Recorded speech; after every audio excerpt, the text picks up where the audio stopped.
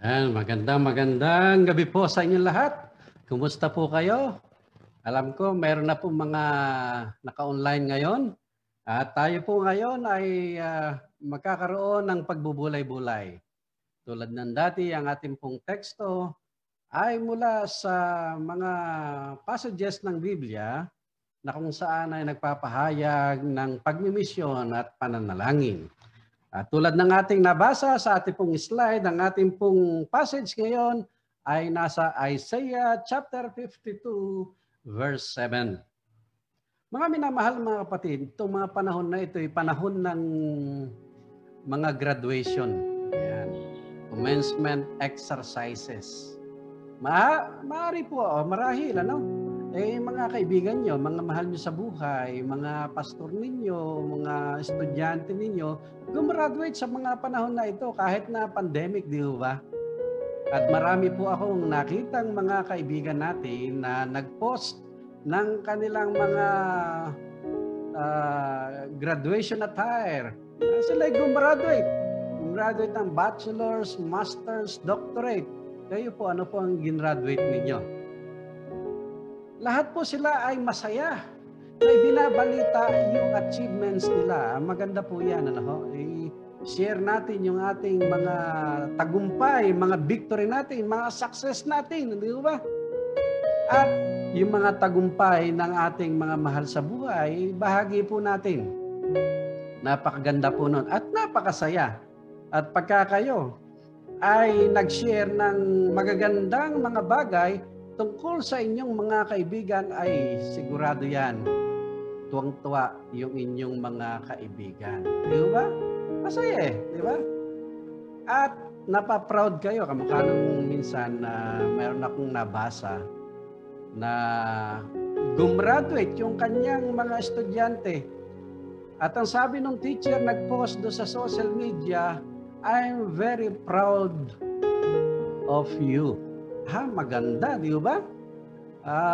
Masaya yung mga guro, masaya yung mga mahal sa buhay sapagkat nagtagumpay yung kanilang mga mahal sa buhay.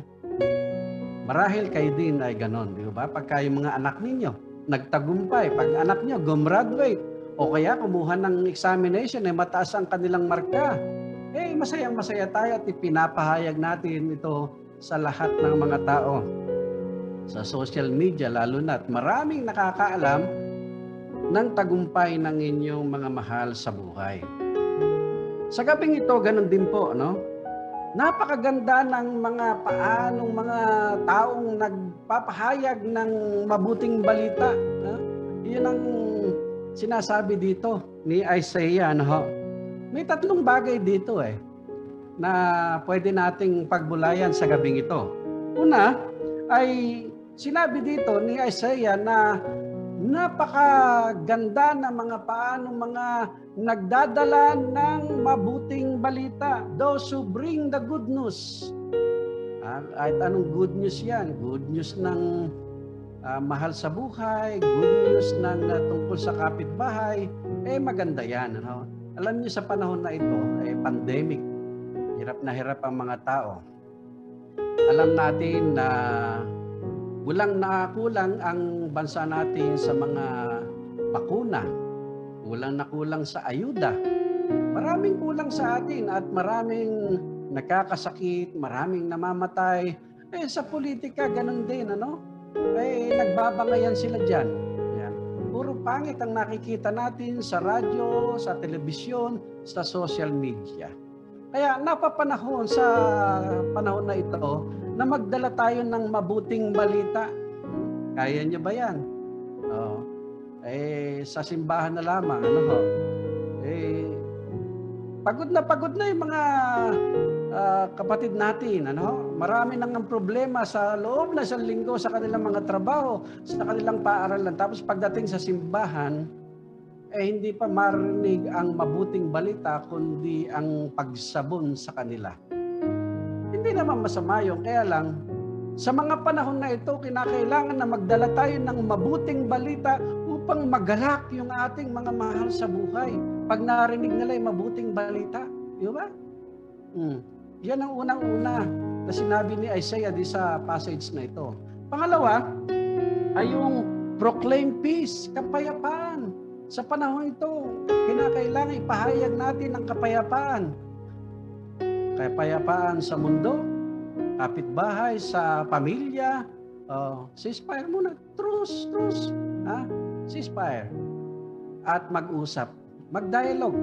Baka sakaling makuha sa pag-uusap. No? Let us proclaim peace to the world. Hindi lamang proclaim peace. We must be peacemaker. No? Peacemaker. Gagawa tayo ng kapayapaan kung walang kapayapaan. Sa inyong simbahan, sa inyong pamayanan, sa inyong lipunan, kahit saan. No? Kung walang kapayapaan, dapat tayong manguna na magkaroon ng kapayapaan. Ganyan ang calling ng mga mananampalataya. No? Hindi lamang tayo pansimbahan, mga Kristiyano. Tayo din ay proclaimer of peace, of shalom. No? Kapag sinabi mong shalom, masyadong malalim ang ibig sabihin niyan sa mga Hebreo. No? Kundi merong abundance of economy, marami pang iba. Ang mahalaga, tayo mga mananampalataya sa kasalukuyang panahon, gumawa tayo ng kapayapaan. Maghandog tayo ng kapayapaan sa ating mga kapitbahay, sa simbahan, kapatid, sa pamilya, saan man tayo naroon. Kung kaya natin. Sa social media, dalhin natin ang kapayapaan, hindi yung rants, kundi kapayapaan ang ating dalhin sa ating mga mahal sa buhay. Kaya nga, hindi lamang tayo magpapahayag ng kapayapaan, magdadala ng mabuting balita. Ang sabi rin ay, let us proclaim salvation. Let us proclaim salvation. Ipahayag natin ang kaligtasan. Kayo ba ay ligtas na? Pagka hindi kayo ligtas, hindi niyo pwedeng ipahayag to sa mga tao. Kinakailangan ay meron kayong personal na relasyon sa ating Panginoon. Kung wala pa kayo nito, mag-text kayo sa akin, sasabihin ko sa inyo. Pero ito, para magkaroon kayo ng kaligtasan, you have to receive Jesus Christ as Lord and Savior. Yes. Kasi lahat ginawa na ng Panginoon, naghirap na siya sa atin 2,000 years ago. Doon sa krus, namatay siya para sa ating kaligtasan. Iniligtas na niya tayo. Ang kailangan na lang natin, mga minamahal mga kapatid, ay tanggapin siya bilang Panginoon tagapagligtas. Basahin po niyo John 3:16. Yes, Juan 3:16. Malalaman niyo ang ibig kong sabihin. Mga minamahal mga kapatid, let us proclaim salvation. Naranasan nyo na ang kaligtasan. Okay, no doubt about that. Pero ibinahagi nyo ba ito sa kasama sa pamilya? Baka tayo lumalabas, baka tayo nangangaral sa labas, ay yung kasama natin sa sambahayan, di pa nila alam kung sino si Kristo. Na siyang tagapagligtas. That He is our Lord and Savior. Mga minamahal mga kapatid, tingnan natin ang ating sarili bilang isang mensahero ng kaligtasan sa lahat. Yan po ang kinakailangan sa mundo ngayon. Sa mundong nagkakamatayan, milyon-milyon ang namamatay, nagkakasakit dahil sa pandemic. Kailangan ng tao ang kaligtasan. Kailangan nilang makilala ang Panginoon bago sila kunin ng kamatayan. Wala tayong magagawa din sa pandemic, sa sakit na ito. Ngunit may magagawa tayo doon sa mga tao, no? Ipahayag natin ang kaligtasan sa kanila. Well, sabihin natin hindi sila maliligtas sa physical, no? Pero posible naman na sila'y maliligtas sa kanilang kaluluwa. Example, yung isa doon sa ipinako sa krus, doon kasama ng Panginoon, di ba? Dalawa sa taas. Yung isa doon, sabi ng Panginoon, ngayon din kakasamahin kita sa paraiso. Kasi kinakitaan ng Panginoon pagbabago ng kaisipan, sabi nga natin repentance, yung tao na yon, at ang sabi ng Panginoon, ngayon din kakasamahin kita sa paraiso. In other words, kahit nun lang, nagkausap sila ng Panginoon, makilala ang Panginoon, siya ay nagkaroon ng kaligtasan. Yun ang sinasabi ko, mga minamahal mga kapatid. Kung makilala nila ang ating Panginoon, kahit na sandali na lang ang buhay nila, sasabihin ng Panginoon sa kanila, halika na rito, dito sa lugar na kung saan ay naroon ako. Kung naroon ang Panginoon, mayroong kaligtasan. Amen po ba? Mga minamahal mga kapatid, sa gabi nito, tingnan natin ang ating sarili bilang isang Kristiyano na ligtas, tumanggap sa Panginoon, at kilalanin at tingnan natin ang ating sarili bilang isang misyonero na nagpapahayag ng salita ng Panginoon, na nagpapahayag ng mabuting balita, that we proclaim peace, that we proclaim salvation to the world, to the whole world. Di ba? Mga minamahal mga kapatid, kung hindi nyo pa ginagawa ito, this is the right time. Kailan pa? This is the right time to proclaim salvation to the world. Tayo po yung magpapatuloy, mga minamahal mga kapatid.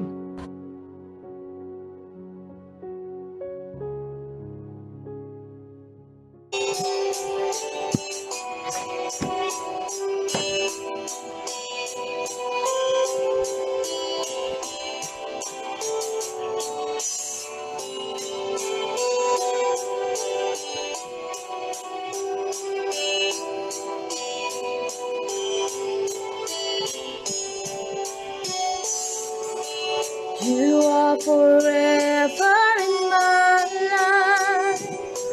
You see me through the seasons.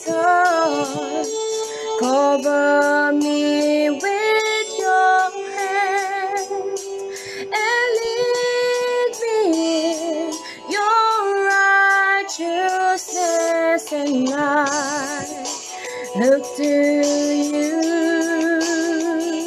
And I wait on you. I'll sing to you, Lord, a hymn of love for your faithfulness to me. And I'm carried in everlasting arms. You'll never let me go. Through it all,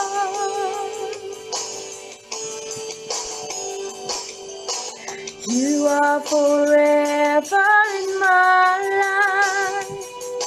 You see me through the seasons. Cover me with your hand and lead me in your righteousness, and I look to you, and I wait on you. I'll sing to you, Lord, a hymn of love for your faithfulness to me. And I'm carried in everlasting arms. You'll never let me go. I'll sing to you, Lord, a hymn of love for your faithfulness to me. And I'm carried in everlasting arms. You'll never let me go. Through it all.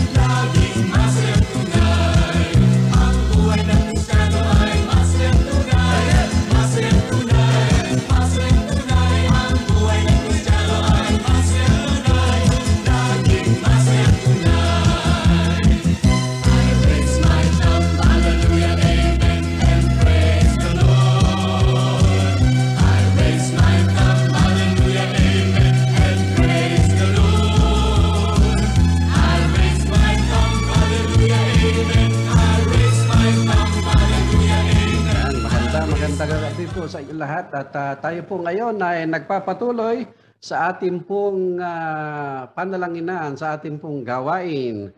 At siyempre, titingnan tayo ng mga panalangin, iba pang panalangin dito po sa social media. At nais nating i-shout out, batiin ang ating mga mahal sa buhay, ang ating mga kaibigan, ang ating mga audience, listeners dito po sa Misyon at Panalangin. Kasama natin na nanonood si Bishop Joey Lapitan. Salamat po sa inyong panonood. God bless daw po. God bless you din po, Bishop Joey Lapitan. At si Brother Zuba Orlando Zuba. Si Brother Manuel Mendoza Cunanan, salamat po. At si Dr. Joanna Dizon ay nanonood mula sa Amerika. Si Principal Lira Flor Razon Arosena ay nanonood din kasama natin. At gayon din si Ate Norma Kabotahe. Siya po ay nanonood din. At siyempre meron tayong audience from England sa Europe. Si Pastor Leonardo Alvaro. Salamat po. Magandang gabi daw po sa inyong lahat. Salamat po sa inyong pagbati. At alam ko na hindi lamang po kayo nanonood kasama namin, kundi kayo po ay kasama naming prayer warriors, di ba? Kasama namin kayong nananalangin para doon po sa mga ipinlas natin sa ating slides. Ayan. So marami po tayong slides na ipinlas dito at yun po ay ating pinapanalangin. Hindi lamang po ngayon, kundi ito po ay nakapost sa social media at yung iba na maaring mamaya bukas ay makabasa, makapanood ng ating mga ipinlas na yon ay nananalangin din po sila para sa ating mga kapatid na ito. Kaya yung ating pong pananalangin do sa mga ipinlas natin ay patuloy, hindi lamang po sa gabing ito. Salamat po sa lahat ng nandito ngayon ng mga prayer warriors at salamat po sa inyong pananalangin kasama po namin. Ano ho? At sa pagkakataong ito ay hinihilingan ko kayong lahat. Tayo po ay manalangin sa ating Panginoon. Let us pray. Aming Ama at aming Panginoon, kami po'y lumalapit sa iyo sa diwa ng kapakumbabaan at kapayapaan. Lord, kami po ay nagnanasang maging banal sa iyong harapan. Nawa o Diyos ay patawarin mo po kami sa aming mga kasalanan, sa aming mga katamaran, sa aming kapabayaan sa pangaral ng salita ng Panginoon. Dalangin po namin, O Diyos, na akayin po kami sa kabanalan, akayin po kami at maging misyonero kami para sa iyong mabuting balita. Inihiling po namin, O Diyos, sa gabing ito, na tanggapin mo ang aming pagpasalamat sa iyo sa nagdaang linggo ay ikaw ang nagpala sa bawat sa amin. Salamat po sa mga kapatid naming nagdiriwang ng kanilang kaarawan sa linggo na ito. Kilala mo sila, O Diyos, at kami nagagalak sa kanilang kapanganakan. At aming silang nilalapit sa iyo na ay ipagkaloob mo po sa kanila ang kanilang mga birthday wishes, mga birthday prayers nila, Panginoon. At gayon din yung mga nagdaraos ng mga anibersaryo ng kanilang kasal, ng kanilang mga paglilingkod. Salamat, Panginoon, sa iyong pag-iingat, pagkalinga sa bawat isa sa kanila. Nilalapit din po namin, O Diyos, sa iyo sa pagkakataong ito, yung mga may karamdaman, mga nalulungkot dahil lang sa yumao ang kanilang mga mahal sa buhay. Ingatan mo po sila at ikaw ang magbigay ng kapayapaan sa kanilang buhay. Lord God, aming tinataas sa iyo ang aming pong mga audience sa pagkakataong ito. Alam mo po, O Diyos, ang kanilang mga panalangin sa iyo. Nawa ipagkaloob mo ang mga ito. At nawa, O Diyos, ay patuloy ka sa kanilang buhay. Lord God, aming nilalapit sa iyo ang aming mga gawain sa aming mga iglesia dito sa Wesleyan 3rd, sa iba pang mga iglesia lokal na kung saan kaanib ang aming mga taga-pakinig ngayon. Hiniling po namin, O Diyos, na Ikaw magpala sa kanila at Ikaw, O Diyos, ang tumawag sa kanila sa mga pagmimisyon, sa kanilang pagpapahayag ng salita ng Panginoon. Lord God, kung nagkukulang sa kaalaman ang aming mga kapatid, Ikaw, O Diyos, ang magdagdag ng kaalaman sa kanila. Hiniling po namin sa pagkakataong ito, O Diyos, na Ikaw ang patuloy sa buhay ng aming mga kapatid kahit na sila ay nakakaranas ng mga hamon sa buhay. At naway maging matatag sila sa mga hamon na ito sapagkat alam po namin darating din ang pagkakataon na magtatagumpay ka sa aming mga buhay. At ang aming mga pangarap, ang aming mga panalangin ay ipagkakaloob mo sa takdang panahon.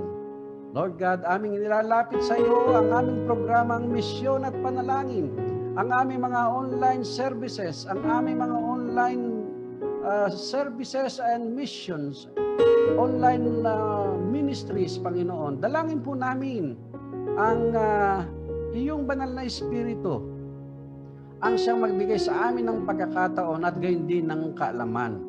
Amin pong ginagawa ito dahilan sa ito ang calling namin galing sa iyo. Kaya dagdagan mo po ang aming kaalaman at magtawag ka rin, O Diyos, ng mga manunood, makikisa sa aming pananalangin sapagkat kung wala ka, Panginoon, hindi kami magtatagumpay. Hinihiling po namin, O Diyos, ang lahat ng ito, alang-alang kay Kristo Jesus, na aming Panginoon at tagapagligtas. Amen.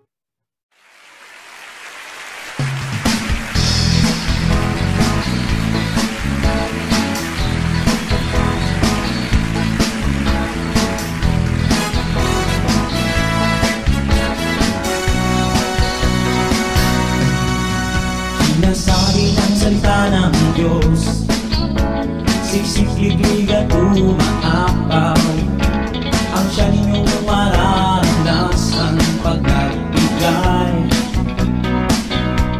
magbigay